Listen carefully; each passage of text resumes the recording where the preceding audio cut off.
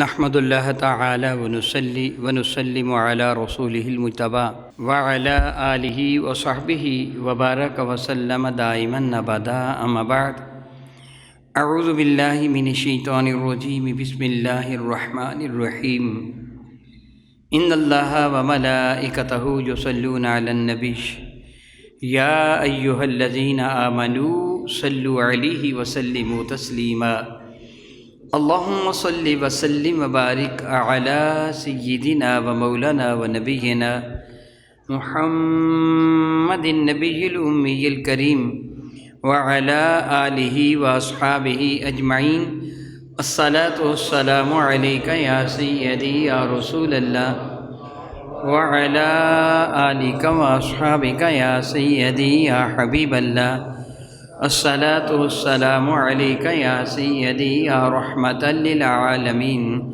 وعلی آلہ و اصحابہ یا سیدی یا سیدی یا سیدی یا شفیع المذنبین۔ نہایت معزز و محترم احباب گرامی قدر، الحمدللہ تعالی ثم الحمدللہ تعالی ثم الحمدللہ تعالی، رب ذوالجلال نے ہمیں اپنے محبوب مکرم کا امتی بنا کر ہم پر بہت بڑا احسان فرمایا۔ آپ جانتے ہیں کہ میں یہ جملہ عموماً گفتگو سے پہلے کہا کرتا ہوں، یہ جملہ ادا کیا کرتا ہوں، اور یہ عادتاً محض محاورتاً نہیں ہے بلکہ حقیقتاً ہے۔ اگر آپ بحیثیت عالم دین نہیں، ایک عام طالب علم ہونے کے ناطے سے، ایک ایمان والا ہونے کے ناطے سے حدیث بارکہ کا مطالعہ کریں گے اور رسول رحمت کی امت کے فضائل پڑھیں گے تو آپ کا جی جھوم اٹھے گا اور آپ یہ کہیں گے واہ مولا، میں تیرا شکر ادا کرتا ہوں کہ تو نے مجھے اپنے محبوب کا امتی بنا لیا۔ آپ دیکھیں گے کہ احادیث بارکہ کا مطالعہ کر کے اور قرآن مجید فرقان حمید کا مطالعہ کر کے آپ محسوس کریں گے کہ معلوم یوں ہوتا ہے کہ اللہ تعالیٰ اپنے محبوب مکرم کے سارے امتیوں کی مغفرت فرما دینا چاہتا ہے۔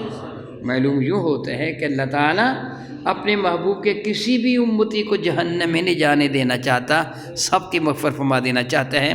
قرآن کریم میں یہ فرما کر کہ محبوب مکرم علی صلوات والسلام کل فرما دیجئے یا عبادی الذین اسرفوا علی انفسہم لا تقنطوا من رحمت اللہ، کل اے محبوب مکرم اعلان فرما دو، یا عبادیہ اے میرے بندو، سبحان اللہ تعالی و بحمدہ، سبحان اللہ تعالی و بحمدہ۔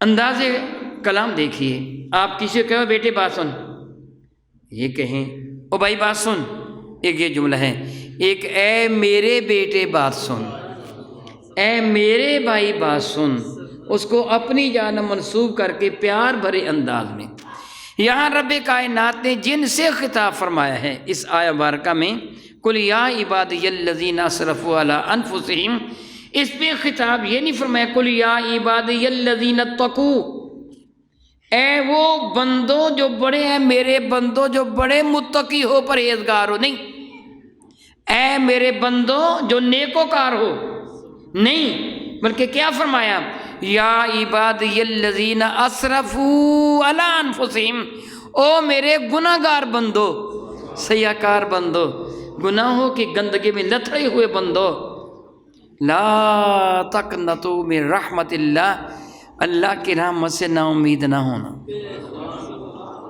ان اللہ یغفر الذنوب جميعا، اللہ تعالیٰ سارے کے سارے گناہوں کو معاف فرمانے پر قادر ہے۔ قرآن کریم میں یہ اعلان فرمایا، اور حدیث بارکہ میں میرے اور آپ کے کریم آقا رسول رحمت نے ہماری بخشش کے بہانوں کا تذکرہ فرمایا، یہ کرو گے تبھی بخشے جاؤ گے، یہ کرو گے تبھی بخشے جاؤ گے، یہ کرو گے تبھی بخشے جاؤ گے۔ وہ جملہ صادق آتا ہے جو میں پہلے کہہ چکا ہوں، معلوم یوں ہوتا ہے کہ اللہ تعالی ہماری مغفرت فرمانا چاہتا ہے، گویا اپنے محبوب کے سارے امتیوں کو معاف فرما دینا چاہتا ہے۔ بحمد اللہ تعالیٰ ثم الحمدللہ تعالیٰ، آپ نے پچھلے جمعۃ المبارک کو وضو کے موضوع پر کچھ حدیث بارکہ کو سماعت کیا تھا۔ آپ کو یاد ہوگا کہ میرے کریم آقا علیہ السلام کا یہ ارشاد گرامی آپ نے سنا تھا کہ جب آدمی وضو کرتا ہے تو اللہ تعالیٰ جل وعلا اس کے ہاتھوں کے دھونے کے بدلہ میں اس کے ہاتھوں کے سارے گناہ معاف فرما دیتا ہے۔ دیکھیے ایک تقاضۂ فطرت ہے ہاتھ منہ کا دھونا، ایک تقاضۂ فطرت ہے۔ جانور بھی اپنے آپ کو کچھ نہ کچھ صاف رکھتے ہیں کہ نہیں رکھتے؟ بلی کو آپ دیکھیں، اگر آپ اس کے سامنے دودھ رکھتے ہیں نا تو بلی دودھ پینے کے بعد اپنا منہ صاف کرتی ہے کہ نہیں؟ اپنے ہاتھوں کے ساتھ اپنی زبان کرتی ہے نا۔ اگر آپ بیل بھینس وغیرہ گائے وغیرہ کے آگے چارہ ڈالتے ہیں تو وہ چارہ کھانے کے بعد اپنی زبان سے اپنے منہ کو صاف کرتے ہیں، ایسے ہوتا ہے کہ نہیں ہوتا نا؟ وہ بڑی پنجابی کی مثال ہے کہ کتا بیٹھتا ہے تو اپنی دم ہلا کے جگہ کو صاف کر لیتا ہے۔ یہ اپنے آپ کو صاف رکھنا اور اپنے آپ کو پاک رکھنا یا جگہ کو پاک رکھنا یہ تقاضۂ فطرت ہے۔ کتنی بڑی بات ہے، کتنی بڑی بات ہے کہ آپ اپنے ہاتھ منہ دھوتے ہیں تو اللہ تعالیٰ آپ کا درجہ بلند کر دیتا ہے۔ اگر آپ اپنے ہاتھ منہ دھو لیتے ہیں اور پھر دیکھیے وہ جانور اپنے منہ کو صاف کرتے ہیں، منہ کے ساتھ جو کھاتے ہیں، آپ دیکھتے ہیں کہ جانوروں کو جب چارہ ڈالا جاتا ہے اور جب ان کے سامنے پانی رکھا جاتا ہے، اپنی بھوک مٹاتے ہیں یا اپنا چارہ کھاتے ہیں تو ان کی حالت کیا ہوتی ہے؟ وہ اپنے سر کو اپنے چارے کے سامنے جھکاتے ہیں، اپنے سر کو پانی کے سامنے جھکاتے ہیں۔ ایسے ہوتا ہے نا بھی اپنے گھر میں اپنے جانور رکھے ہیں، گائے بیل بھینس بکری وغیرہ، وہ دوسرے جانوروں کو آپ دیکھتے ہیں کتے بلے وغیرہ کو، جب وہ پانی پینا چاہتے تو کیا کرتے ہیں؟ اپنا سر، جب وہ کھانا کھانا چاہتے ہیں تو کیا کرتے ہیں؟ اپنا سر، ان کا سر کھانے کے سامنے جھکتا ہے، پانی کے سامنے جھکتا ہے۔ تجھے اللہ نے اشرف المخلوقات بنایا، تیرا کھانا تیرے ہاتھوں کے ذریعے چل کر تیرے منہ تک آتا ہے، تیرا پانی تیرے ہاتھوں کے ذریعے چل کر تیرے منہ تک آتا ہے، وہ تیرا سر جھکے گا تو رب کائنات کی حضور جھکے گا، تیرا سر جھکے گا تو اللہ کی حضور جھکے گا، کیونکہ تو اپنے ہاتھوں سے کھاتا ہے، اپنے ہاتھوں سے پیتا ہے پکڑ کر، اس لیے تو اپنے ہاتھوں کو دھوتا ہے، منہ کو دھوتا ہے۔ یہ تقاضۂ فطرت ہے ایک ایمان والا ہونے کا۔ تجھے اللہ نے جو شرف عطا فرمایا میرے نبی کے صدقہ سے، جو تجھے عزت عطا فرمائی، تو ہاتھ منہ دھو لے وضو کی نیت سے، اپنے ہاتھوں کو دیتا تو ہاتھوں کے گناہ معاف، کلی کرتے ہیں تو زبان کے گناہ معاف، ناک میں پانی ڈالتے ہیں تو غیر کی خوشبو سونگھنے کا گناہ معاف، چہرے کو دھوتے ہیں تو آنکھوں کے گناہ معاف، سر کا مسح کرتے ہیں تو سوچ کے گناہ معاف، پاؤں کو دھوتے ہیں تو پاؤں کے گناہ معاف۔ میرے نبی فرماتے ہیں پھر 2 رکعت ادا کر لیتے ہیں تو اللہ تعالیٰ چھوٹے چھوٹے سارے گناہوں کو معاف فرما دیتا ہے۔ ایک حدیث مبارکہ کا مفہوم بنتا ہے، میرے نبی فرماتے ہیں خود کو کبیرہ گناہوں سے بچائے رکھ۔ انشاءاللہ تعالیٰ اس سیریز میں کبیرہ گناہوں کا کبھی آئندہ ذکر کروں گا۔ میں اپنے آپ کو کبیرہ گناہوں سے بچائے رکھ، پابندی سے نماز پڑھتا رہے، چھوٹے چھوٹے سارے گناہ نماز کے صدقہ سے معاف ہوتے چلے جائیں گے، اور درجہ کتنا بلند ہوتا چلے جائے گا، کتنا بلند ہوتا چلے جائے گا۔ آج جو حدیث مبارکہ میں آپ کو سنانے جا رہا ہوں، اس کے راوی حضرت سیدنا فاروق اعظم رضی اللہ تعالیٰ عنہ ہیں۔ میں الفاظ حدیث آپ کو سناتا ہوں۔ سیدنا فاروق اعظم سے یہ مروی حدیث مبارکہ، الفاظ حدیث ہیں۔ وعن عمر بن الخطاب رضی اللہ تعالیٰ عنہ، سیدنا فاروق اعظم رضی اللہ تعالیٰ سے حدیث مبارکہ مروی ہے، قال قال رسول اللہ صلی اللہ علیہ وسلم ما منکم من احد ان یتوضع، تم میں کوئی بھی ایمان والا ایسا نہیں ہے کہ جو وضو کرے۔ وضو کون کرتا ہے؟ ایمان والا۔ کافر تو وضو کرتا ہی نہیں ہے، وہ کرے بھی تو اس کا وضو ہے ہی نہیں ہے، ایمان والا وضو کرتا ہے۔ سنیے میرے نبی فرماتے تم میں سے جو بھی کوئی وضو کرے اور کامل وضو کرے، بہترین وضو کرے، جو وضو کے فرائض ہیں، وضو کی سنن ہیں، وضو کے مستحبات ہیں، میں انشاءاللہ تعالیٰ بالترتیب ان کا ذکر بھی کروں گا اور آپ کو یاد بھی کرواؤں گا کہ آپ کے آنے کا مقصد، جس طرح میں ایک مرتبہ نہیں بہت مرتبہ کہہ چکا ہوں کہ دور دراز سے آپ چل کے آتے ہیں، آپ کے آنے کا مقصد یہ نہیں ہوتا وہاں جا کے کوئی کہانی سن کے آ جائیں۔ مساجد آپ کے محلے میں بھی ہیں، آپ کی گلی میں بھی ہیں، محلہ تو دور کی بات ہے، ہر گلی میں مساجد ہیں، اور ایک سے زیادہ بعض گلیوں میں مساجد ہیں، جمعے وہاں بھی ہوتے ہیں۔ پھر آپ یہاں کیوں آتے ہیں؟ کو سیکھنے کے لیے آتے ہیں، میرے نبی کی ارشادات عالیہ جاننے کے لیے آتے ہیں، تربیت کے لیے آتے ہیں۔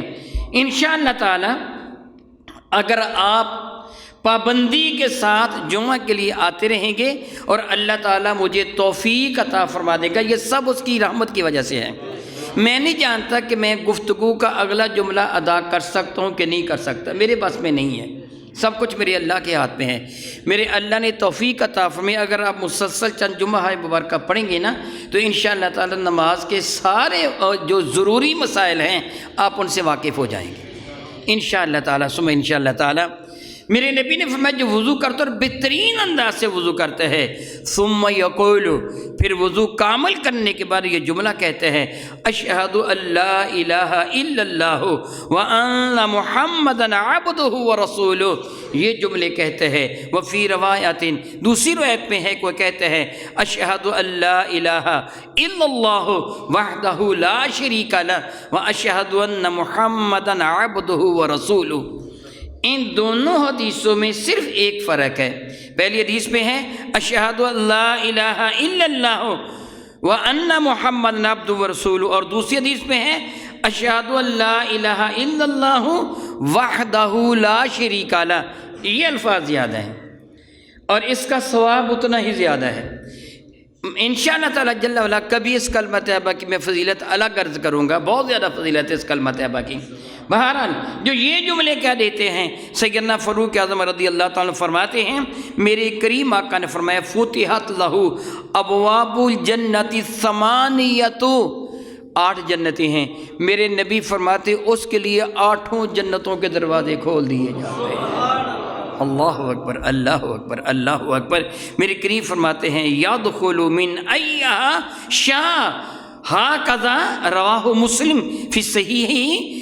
یہ امام مسلم نے اپنی صحیح میں اسی طرح نقل کیا کہ جو یہ جملے کہہ دے گا، میرے نبی فرماتے ہیں اللہ تعالیٰ اس کے لیے جنت کے 8 دروازے کھول دے گا۔ میں آپ کو اللہ کی عزت کی قسم دے کے پوچھتا ہوں، کیا میرا وہ جملہ درست نہیں کہ اللہ تعالیٰ میرے نبی کی امت کو موافقہ دینا چاہتا ہے؟ اتنا تھوڑا کام، معمولی کام کہ وضو کیا تو نے، اپنا ہاتھ منہ دھویا، اپنے آپ کو سنوارا اور یہ جملہ کہہ دیا۔ میرے نبی فرماتے ہیں یہ صحیح مسلم کی حدیث مبارکہ ہے جو معتبر ترین کتاب ہے کہ رب کائنات جل وعلا جنت کو کے 8 دروازے کھول دیتا ہے۔ وہی بات جو میں پہلے کہہ چکا ہوں، میرے کریم فرماتے ہیں اپنے آپ کو گناہان کبیرہ سے بچاتا رہیں، چھوٹے چھوٹے گناہ تیرے وضو اور تیری نماز کے صدقہ سے معاف ہوتے چلے جائیں گے۔ اپنے آپ کو بڑے بڑے گناہوں سے بچاتا رہیں۔ وفی ترمذی، اور امام ترمذی نے زیادہ امام ترمذی نے اس پہ زیادہ اضافہ یہ کیا کہ یوں بھی کہہ دے اللہم اجعلنی من التوابین وجعلنی من المطہرین، اے اللہ تعالیٰ مجھے ان میں شامل کر لے جو توبہ کرنے والے ہیں اور اپنے آپ کو پاک رکھنے والے ہیں۔ اگر آپ عربی زبان کے یہ جملے نہیں بھی کہہ سکتے تو میرا اللہ تو محتاج نہیں ہے، آپ اپنی زبان میں یہ کہہ لیں کہ اے اللہ تعالیٰ میرا شمار ان لوگوں میں کرنا کہ جن کو مرنے سے پہلے تو توبہ کی توفیق عطا فرما دے۔ اگر مرنے سے پہلے سچے دل سے توبہ کی توفیق میسر آ گئی تو سمجھ لے میرے نبی فرماتے ہیں گناہوں سے توبہ کرنے والے کی مثال اس طرح ہے جس طرح اس نے گناہ کیا ہی نہیں ہے، جس طرح کوئی آدمی گناہ سرے سے اس سے کیا ہی نہیں ہے۔ یہ ہے گناہوں سے توبہ کرنے والے کو جو اللہ رب العزت جل وعلا اجر عطا فرماتا ہے اگر وہ توبہ کر لے۔ پھر میرے کریم فرماتے ہیں من آخر کلامہ لا الہ الا اللہ فدخل الجنہ، جس کا آخری کلام مرنے سے پہلے جس سے لا الہ الا اللہ محمد رسول اللہ کہہ دیا اس کے لیے جنت کا دروازہ کھل گیا، بڑی اور جنت میں داخل ہو جائیں۔ ہمیشہ یہ دعا کرتے رہا کریں کہ اے اللہ تعالیٰ ہمیں مرنے سے پہلے سچے دل سے توبہ کرنے اور کلمہ طیبہ کی تلاوت کرنے کی توفیق عطا فرما دینا۔ یہ عموماً دعا کرتے رہا کریں۔ میرے اور آپ کے کریم آقا رسول عربی سے حضرت سیدنا ابی ہریرہ رضی اللہ تعالیٰ عنہ حدیث مبارکہ نقل کرتے ہیں۔ الفاظ حدیث سے ابی ہریرہ رضی اللہ تعالیٰ عنہ قال قال رسول اللہ صلی اللہ علیہ وسلم ان امتی یدعون یوم القیامت غرا محجلین من آثار الوضوء، میرے نبی فرماتے قیامت کے دن میری امت کو اس طرح لایا جائے گا کہ ان کے اعضائے وضو چمک رہے ہوں گے، جس طرح چاند چمکتا ہے ان کے اعضائے وضو سے نور کی شعائیں پھوٹ رہی ہوں گی۔ ان کے اعضائے وضو روشن و تابہ ہوں گے۔ میرے آقا فرماتے ہیں صلی اللہ علیہ وسلم فمن استطاع منکم ان یطیل غرتہ، اب جس کا جی چاہے وہ اپنی اس روشنی میں اضافہ کر لے، جس کا جی چاہے اپنی روشنی میں اضافہ کر لیں۔ مراد کیا ہے؟ جس کا جتنا جی چاہے اسی قدر وہ زیادہ وضو کر لیا کرے تاکہ اس کی روشنی میں مزید اضافہ ہوتا رہے۔ سبحان اللہ و بحمدہ، وہ کس طرح سنیے، میں عرض کر دیتا ہوں۔ میرے قریب نے سیدنا ثوبان رضی اللہ تعالیٰ عنہ میرے کریم آقا کے بڑے ہی برگزیدہ صحابی ہیں۔ حضرت سیدنا ثوبان رضی اللہ تعالیٰ حدیث مبارکہ کے راوی ہیں۔ وہ یہ فرماتے ہیں کہ اللہ تعالیٰ جل وعلا کے محبوب ہمارے کریم آقا تاجدار عرب و عجم شفیع معظم رحمت عالم صلی اللہ علیہ وسلم نے ارشاد گرامی قدر فرمایا استقیموا، ہمیشہ سیدھی راہ پہ چلتے رہو۔ کیا بولا؟ ہاں میں اس لیے آپ سے پوچھتا ہوں کہ میں آپ کو یوں سمجھیے میں آپ کو پڑھا رہا ہوں اور آپ پڑھ رہے ہیں اور آپ نے سیکھ کر کو جانا ہے۔ میرے نبی نے کیا فرمایا؟ ہمیشہ۔ کیا ہم ہمیشہ سیدھی راہ پہ چل سکتے ہیں؟ نہیں چل سکتے، ہم سے غلطی ہو جاتی ہے، ہم گناہ گار ہیں، خطا کار ہیں۔ ہمیشہ سیدھی راہ پر صرف وہ رہ سکتا ہے جس کو اللہ نے معصوم قرار دے دیا، وہ دائیں بائیں نہیں ہو سکتا، اس کو شیطان نہیں ورگلا سکتا، بہکا نہیں سکتا۔ باقی ہم سارے کے سارے، میں بھی اور آپ بھی، ہم گناہ گار ہیں، ہم سے قدم قدم پر گناہ سرزد ہوتے رہتے ہیں۔ ہم سیدھی راہ پہ چلنے کی کوشش کرتے ہیں لیکن کوتاہی کا ہونا بھی ممکن ہے، کوتاہی کا ہونا بھی، ہم قدم قدم پر کوتاہی کرتے ہیں، غلطی کرتے ہیں، گناہ ہم سے ہوتا ہے، ہم ساری سنتوں کو نہیں اپناتے، ہم سے فرائض بھی ترک ہو جاتے ہیں، غلطیاں ہو جاتی ہیں۔ میرے کریم فرمانے لگے کہ استقیموا، سیدھی راہ پہ چلتے رہو۔ پھر اس حقیقت سے آگاہ فرمایا وَلَن تَحْصُوا، تم یاد رکھو تم سیدھی راہ پہ مکمل چل نہیں سکتے ہو، یہ تمہاری ہمت نہیں ہے کہ تم کہو ہم ہمیشہ سیدھی راہ پہ چلتے رہیں گے، نہیں، ممکن نہیں ہے۔ میں تمہیں حکم دیتا ہوں تم سیدھی راہ پہ چلتے رہو، اور یاد رکھو میرے اے غلاموں، میرے امتیوں، تم سیدھی راہ پہ چلو، اور تم ایسے کر نہیں سکو گے۔ وَاعْلَمُوا، اور یہ جان لو، اِنَّ خَيْرَ أَعْمَالِكُمُ الصَّلَاةُ، تمہارے اعمال میں بہترین عمل نماز ہے۔ سیدھی راہ پہ چلتے رہو، جو تم سے غلطی ہوتی چلی جائے گی نماز پڑھتے جانا، وہ ساتھ ساتھ معاف ہوتی چلی جائے گی۔ تم سیدھی راہ پہ چلتے رہو، کوشش کرو میں سیدھی راہ پہ چلوں گا۔ میں اللہ سے معافی مانگتا ہوں، اللہ تعالیٰ مجھے معاف فرمائے۔ مسائل تو بہت ساری ہیں، اگر ہم اپنے نبی کی سنت پہ عمل نہیں کرتے، اپنے چہرے پہ داڑھی نہیں سجاتے، روزانہ گناہ ہوتا ہے کہ نہیں؟ راہ چلتے کوئی بورڈ آپ دیکھتے ہیں، اگر آپ اخبار پکڑتے ہیں، خواتین کی تصاویر دیکھتے ہیں، آنکھوں کا گناہ ہوتا ہے کہ نہیں؟ میں نے چند ایک مثالیں دی، اس طرح آپ بیٹھ کر گنیں کتنے گناہ آپ روزانہ کرتے ہیں۔ میرے نبی فرماتے کوشش یہ کرو کہ اپنے آپ کو گناہوں سے بچاؤ، پھر بھی تم سے جو گناہ ہوتے چلے جائیں گے، پابندی سے نماز پڑھتے جانا، اللہ ساتھ ساتھ معاف کرتا چلا جائے گا، ساتھ ساتھ معاف ہوتے چلے جائیں گے۔ میرے کریم فرمانے لگے پھر دیکھیے بہت بڑی ایک خبر دی، بہت بڑی خبر دی، میں بھی اپنے بارے میں جان سکتا ہوں اور آپ بھی اپنے بارے میں جان سکتے ہیں۔ میرے نبی نے ایک آئینہ دکھایا ہے، میں اپنا چہرہ دیکھ کر دیکھ سکتا ہوں کہ میرے چہرے کے خد و خال کیا ہیں، آپ بھی دیکھ سکتے ہیں کہ چہرے کے خد و خال کیا ہیں۔ جب آئینہ سامنے ہو، میرے چہرے پر اگر داغ یا دھبا ہو، آپ بتائیں تو ہو سکتا ہے میں غصہ کروں کہ آپ نے کہا تیرے چہرے پہ داغ یا دھبا ہے، مگر میں آئینہ دیکھوں تو پھر مجھے غصہ نہیں آتا کہ میں نے آپ کو دیکھ لیا ہے، پھر میں اس دھبے کو دور کرنے کی کوشش کرتا ہوں۔ میرے نبی نے ایک آئینہ عطا فرمایا، میرے نبی فرمانے لگے وَلَا يُحَافِظُ عَلَى الْوُضُوءِ إِلَّا مُؤْمِنٌ، غور کیجئے، وَلَا يُحَافِظُ عَلَى الْوُضُوءِ إِلَّا مُؤْمِنٌ، جو مومن ہے وہ اپنے وضو کی حفاظت کرتا ہے۔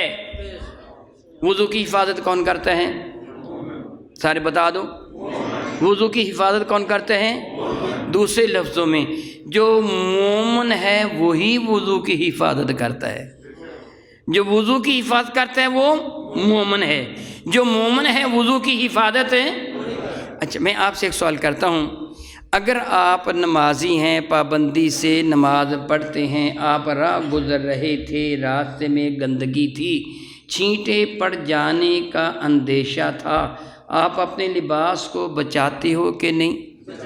کیا کہتے ہو کہ میں نے نماز پڑھنی ہے، میرے لباس پر چھینٹیں نہ پڑ جائیں؟ اگر کوئی جانور پیشاب کرتے اب دور سے ہو کے گزرتے ہو، نہ میرے لباس پر چھینٹیں پڑ گئے تو میں نماز نہیں پڑھ سکوں گا۔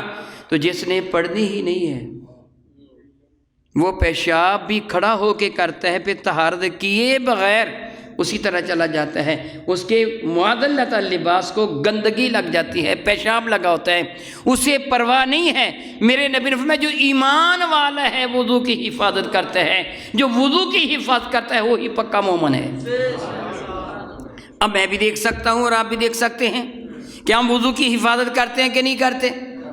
اگر ہم وضو کی حفاظت کرتے ہیں پھر میرے نبی کی دی گئی خبر کے مطابق ہم کیا ہیں؟ ایمان والے۔ اور اگر وضو کی حفاظت نہیں کرتے پھر میرے نبی کی دی گئی خبر کے مطابق ہم کیا ہیں؟ پکے ایمان والے پھر نہیں ہیں۔ ہمارے اندر غلطی پائی جاتی ہے، ہمارے اندر کوتاہی پائی جاتی ہے۔ ایمان والا وہ ہے جو میرے کریم آقا تاجدار اربعجم شفیع معظم رحمت کے ارشاد گرامی قدر کے مطابق وضو کر کے ہمیشہ اپنے وضو کی حفاظت کرنے والا ہے۔ یعنی باب وضو ہو تو وضو دہرا لیتا ہے، اس حال میں جب تک وہ باب وضو رہتا ہے اللہ کی رحمتیں مسلسل نازل ہوتی رہتی ہیں۔ جتنی دیر تک اس کا وضو ہوتا ہے اتنی دیر تک اس پہ کیا ہوتا ہے؟ اللہ کی۔ میرے کریم آقا کے سمجھانے کا ایک انداز تھا۔ شب معراج واپس تشریف لائے تو صحابہ کا مجمع تھا، میرے قریب نے حضرت بلال کو کھڑا کر لیا۔ بلال کھڑے ہو گئے، لبیک و صادق یا رسول اللہ، فرمائیے کیا ہے؟ فرمانے کہ بلال میں جنت میں گیا نا تو میں نے جنت میں تیرے قدموں کی آہٹ کو سنا ہے۔ میں نے سنا تو جنت میں چل رہا تھا اور تیرے قدموں کی آہٹ میں نے سنی۔ سبحان اللہ، یہ نہیں فرمایا بلال میں نے تجھے جنت میں دیکھا تو جنت میں جا رہا تھا، آ رہا تھا۔ غور کیجئے، جو نبی یہ جانتے ہیں کہ یہ آہٹ بلال کے قدموں کی ہے، وہ یہ بھی جانتے ہیں کہ سبب کیا ہے اس کا، وہ یہ بھی جانتے ہیں۔ لیکن میرے نبی نے اس بات کو اپنے تک محدود نہیں رکھا، میرے کریم تو اپنی امت کو بخشوانے کے لیے تشریف لائے ہیں۔ حضور نے حضرت بلال سے سوال فرمایا، بلال بتا تو کیا عمل کیا کرتے ہے؟ اگر میرے نبی اس دن حضرت بلال سے نہ پوچھے تھے تو آج میں آپ کو نہ بتا سکتا۔ میرے نبی نے حضرت بلال سے پوچھا، سارے صحابہ کو پتہ چل گیا، پھر صحابہ نے اس کو آگے روایت کیا اور قیامت تک آنے والے ایمان والوں کو پتہ چل گیا کہ جنت میں جانے کا آسان طریقہ کیا ہے۔ ایمان لانے کے بعد، ایمان تو شرط ہے نا، اس کے سوا تو کچھ بھی نہیں ہے، جنت میں جانے کا طریقہ کیا ہے؟ حضرت سیدنا بلال سے میرے نبی نے فرمایا بلال بتا، یعنی لوگوں کو بتا دے، مجھے تو پتہ ہے، بلال بتا میں نے ایسے ایسے تیرے جنت میں قدموں کی آہٹ کو سنا، سبب کیا ہے؟ حضرت بلال نے عرض کیا یا رسول اللہ علیہ وسلم آپ یہ جانتے ہیں کہ سارے اعمال میں اعلیٰ ترین عمل میرے نبی کی زیارت ہے۔ صحابی کا درجہ اس لیے بلند ہے نا کہ حضور کی زیارت کرنا بہت بڑا درجہ ہے۔ ماں باپ کی زیارت کرنے والوں کو حجوں کے برابر ثواب ہے، تو میرے نبی کی زیارت کرنے والا بہت بڑا اجر ہے۔ لیکن حضرت بلال نے جو عرض کیا، میرے نبی یہی چاہتے تھے کہ بلال یہی بتائے، یہی عرض کیا یا رسول اللہ میری عادت ہے جب میرا وضو ٹوٹتا ہے تو میں وضو کر لیتا ہوں، جب میرا وضو تو میں وضو کر لیتا ہوں، اگر وہ وقت مکروہ نہ ہو تو 2 رکعتیں تحیۃ الوضو بھی پڑھ لیتا ہوں۔ مسکراتے میرے کریم فرمانے کے بلال اسی وجہ سے میں نے جنت میں تیرے قدموں کی آہٹ کو سنا ہے۔ بلال تو بہت نیکیاں کرتے تھے، ان کا تو ہر قدم ہی نیکی میں اڑتا تھا، لیکن قیامت تک کے لیے امت مسلمہ کو بتانا تھا۔ بلال یہ بھی کہہ سکتے تھے یا رسول اللہ میں آپ سے محبت کرتا ہوں، آپ کی زیارت کرتا ہوں، یہ بھی کہہ سکتے تھے، لیکن یہ چیز حضور کی زیارت کرنا ہمیں میسر نہیں تھی۔ محبت تو ہے لیکن حضور کی زیارت ہمیں میسر نہیں تھی۔ میرے نبی نے بلال سے وہ جملہ کہلوایا جو قیامت تک امت مسلمہ جس پہ عمل کر سکتی ہے کہ اگر آپ بے وضو ہوں تو وضو کر لیں، اور اگر موقع ملے تو 2 رکعتیں بھی ادا کر لے، مکروہ وقت نہ ہو۔ ایک آدمی یہ سوچ سکتا ہے پھر میرا سوتے وقت کیا کروں؟ میرے کریم آقا کا ارشاد گرامی میں قدر نماز عشاء پڑھ کر باوضو سو لے، صبح نماز فجر با جماعت ادا کر لیں، تنہا وضو کا نہیں، ساری رات تیرے سونے کو بھی اللہ عبادت بنا کے تحریر فرما لے گا، تیرا سونا بھی عبادت ہو جائے گا۔ پھر ساری رات وضو کر کے سونے والے کے سرحانے اللہ فرشتے کو ڈیٹ لگا دیتا ہے، جو ساری رات اس کے لیے طلب استغفار کرتا رہتا ہے، وہ ساری رات بھی تو باوضو رہا، سارا دن بھی تو باوضو رہا۔ بعض بزرگان دین کا میں نے امام غزالی نے بعض واقعات تحریر فرمائے ہیں، اسے معلوم نے بھی بعض بزرگان دین کی عادت تھی وہ تیمم کرتے تھے۔ کیا بلا؟ بعض اوقات لوگوں نے پوچھا سر یہ کیا ہے؟ پانی موجود ہے آپ تیمم فرما رہے ہیں؟ یعنی بیٹھے بیٹھے تیمم کرنا شروع کر دیا، پانی تو موجود ہے آپ تیمم فرما رہے ہیں۔ جواباً فرماتے میرا وضو شکست ہو گیا تھا، میں نے خیال کیا کہیں پانی تک پہنچنے سے پہلے میری موت نہ آ جائے، میں تیمم کر لوں پھر وضو کر لوں گا۔ میں فوراً تیمم اس لیے کر رہا ہوں کہ کہیں پانی تک پہنچنے تک، یا تب میں پانی تک پہنچوں گا نا وضو کرنے کے لیے، کہیں میری موت نہ آ جائے، میں فوراً تیمم اس لیے کر رہا ہوں تاکہ میں پانی تک پہنچنے تک باوضو رہوں۔ سبحان اللہ و بحمدہ، کتنی پابندی کرتے تھے کہ میں کسی لمحہ بے وضو رہوں ہی نہ۔ میرے کریم نے جو خبر دے دی تھی حضرت بلال کے حوالہ سے کہ جنت میں حضور نے ان کے قدموں کی آہٹ کو سنا، اس لیے وضو رہتے تھے۔ سبحان اللہ و بحمدہ۔ مزید حدیث ورقہ سنیے، یہ حدیث ورقہ سیدنا جابر بن عبداللہ رضی اللہ عنہ سے مروی ہے، اور آپ جانتے ہیں کہ سیدنا جابر بن عبداللہ میرے نبی کے بڑے محبوب صحابی ہیں۔ وہ ارشاد فرماتے ہیں کہ میرے قریب نے ارشاد فرمایا، سبحان اللہ و بحمدہ، میں قربان جاؤں اپنے آقا رسول عربی کے انداز تربیت کے۔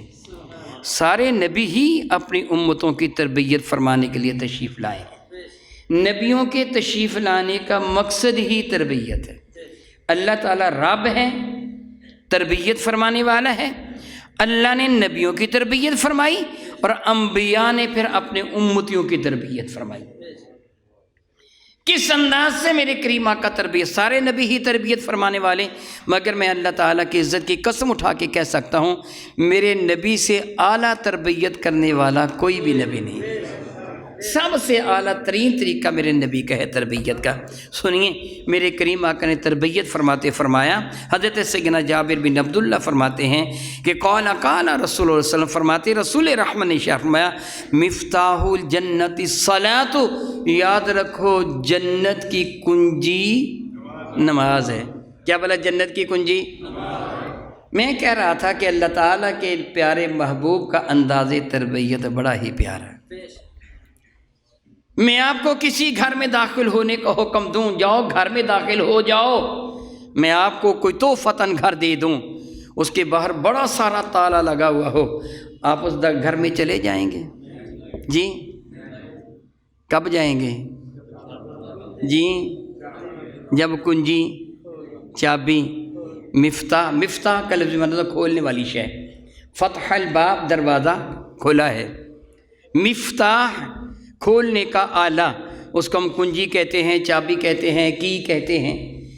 جب تک وہ چابی نہ ہوگی گھر کا تالا کھلے گا، آپ اندر داخل ہو سکو گے؟ تو پھر جنت کی چابی کیا ہے؟ جی کس کے لیے جنت کھلے گی؟ جس کے پاس جنت کی چابی، اور جنت کی چابی کیا ہے؟ پھر میں تم سے سوال کرتا ہوں، وہ جعلی پیر ملنگ کو ہے کوئی لوڑ نہیں نماز پڑھنی دی، جتھے اسی جاواں گے اتھے تسی جانا، جہنم پر تو کوئی تالا ہی نہیں ہے، وہ تو کھلا ہے دروازہ،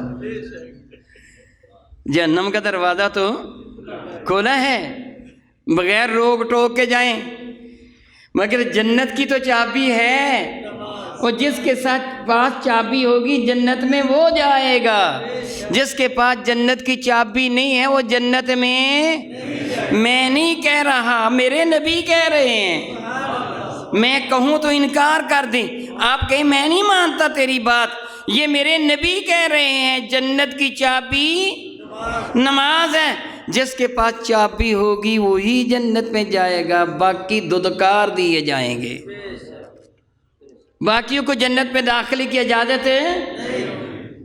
قرآن مجید فرقان حمید میں میرا اللہ ارشاد گرامی قدر فرماتا ہے، سورہ مدثر شریف میں ارشاد فرماتا ہے کہ جب اللہ رب العزت جل وعلا ایمان والوں کو جنت میں بھیج دے گا، بے ایمانوں کو جہنم میں بھیجے گا، تو وہ سوال کریں گے ما سلککم فی سقر، اوے آگ میں جلنے والو، تم کو جہنم میں کس چیز نے ڈال دیا؟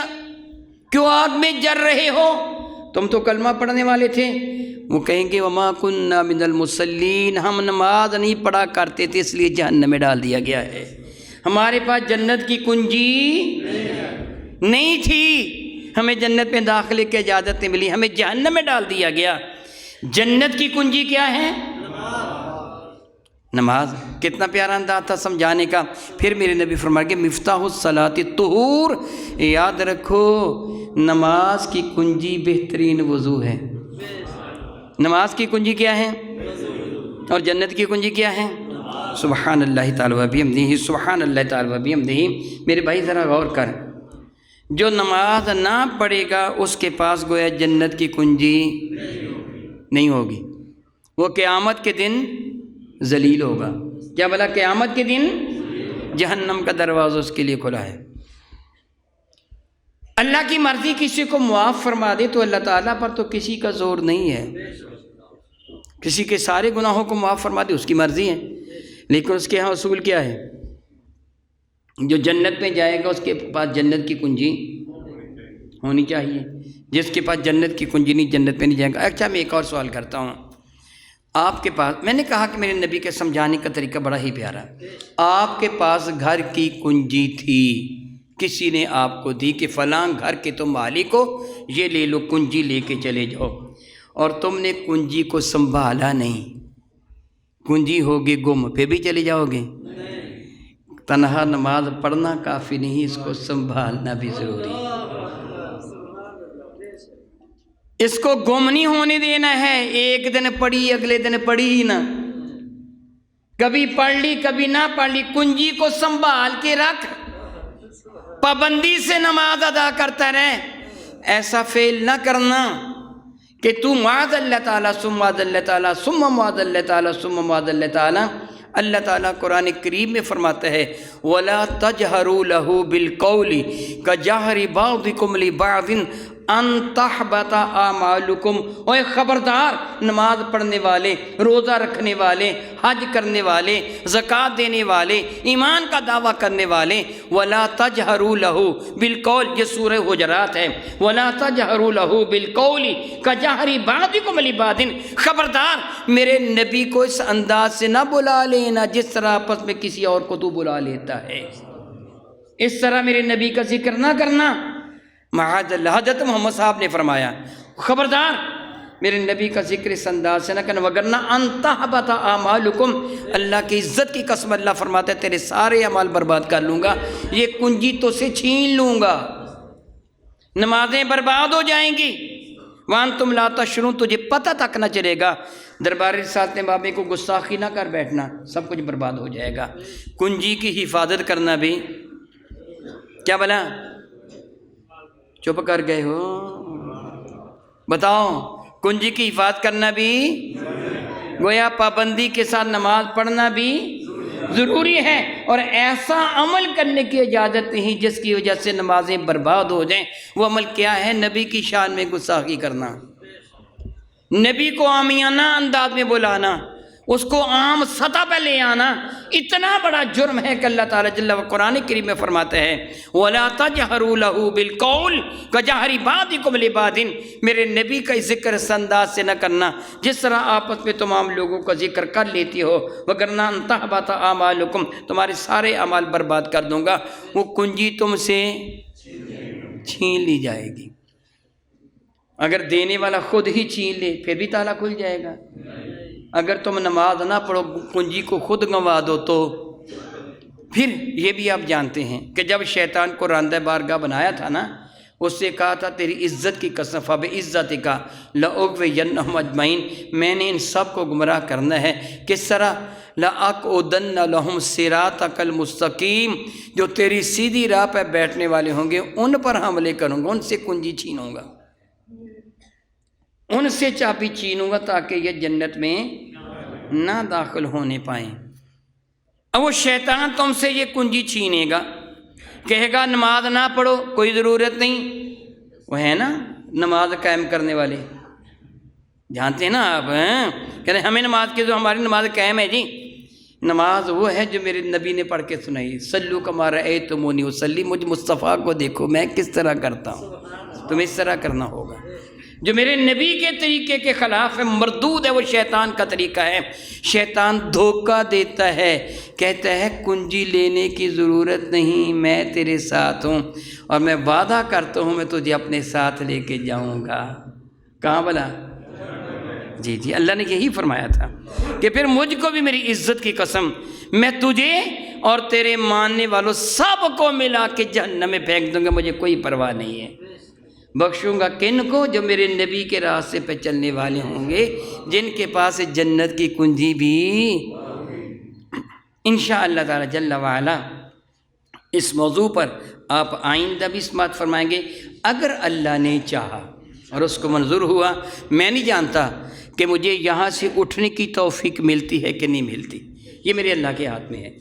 اگر اس نے مجھے زندگی دی اور اس کو منظور ہوا تو انشاءاللہ تعالی ثم انشاءاللہ تعالی میں اس موضوع پر مزید گفتگو کروں گا، آپ کو نماز کے فرائض، واجبات اور سنن وغیرہ سے مسائل دینیہ کے طور پر آگاہ کروں گا۔ بلکہ میں کہوں گا اور دوستوں کو بھی دعوت دیں، گلشن سعید آئیں یا یہاں آئیں انشاءاللہ تعالی جل وعلا۔ اگر اللہ تعالیٰ کو منظور ہوا تو میں تسلسل کے ساتھ یہ ذکر کروں گا، مسائل نماز میں بتاؤں گا، اور آپ کو اس سلسلہ میں بالکل کھلی اجازت۔ میں جو گفتگو کروں آپ نے اس طرح نہیں بیٹھنا جس طرح عام طور پر تقریر سننے کے لیے بیٹھتے ہیں، جو مولوی صاحب نے کہہ دیا ہم نے سن کے گھر آ گئے۔ نہیں، آپ کو جس مسئلہ کی سمجھ نہیں آئے گی آپ اٹھ کے کھڑے ہو جائیں گے، آپ کہیں گے یہ مسئلہ سمجھاؤ، اور میں وہ مسئلہ بیان نہ کروں جس کی آپ کو ضرورت ہے، آپ پھر کھڑے ہو جائیں گے، یہ مسئلہ بھی بیان کر دیں۔ اس کے ساتھ جو متعلقہ ہوگا، عین ممکن ہے جو سوال آپ کے ذہن میں آیا میں اس کا جواب دوں گا تو کئی دوسرے لوگوں کو پتہ چل جائے گا، جو سوال نہیں کر سکتے تھے ان کو پتہ چل جائے گا، اور اس کا ثواب آپ کو ہوگا کہ آپ کی وجہ سے اس کو بھی پتہ چل گیا۔ اس لیے سوال کرتے اب ہچکچائیں گے نہیں، بلکہ اس نیت کے ساتھ سوال کریں گے کہ میں اس لیے پوچھ رہا ہوں، مجھے بھی پتہ چل جائے گا اور باقی دوستوں کو بھی پتہ چل جائے گا۔ انشاءاللہ تعالی آئندہ جمعہ مبارک کو کچھ عرصہ تک میں اس موضوع پہ ہی گفتگو کروں گا اور آپ کو سوالات کی عام اجازت ہوگی۔ دعا کرتا ہوں رب کائنات میرے کریم آقا رسول ربی کے صدقہ سے ہمیں دامن مصطفیٰ کریم کا سایہ مقدر فرمائے، آمین ثم آمین، وآخر دعوانا الحمدللہ رب العالمین۔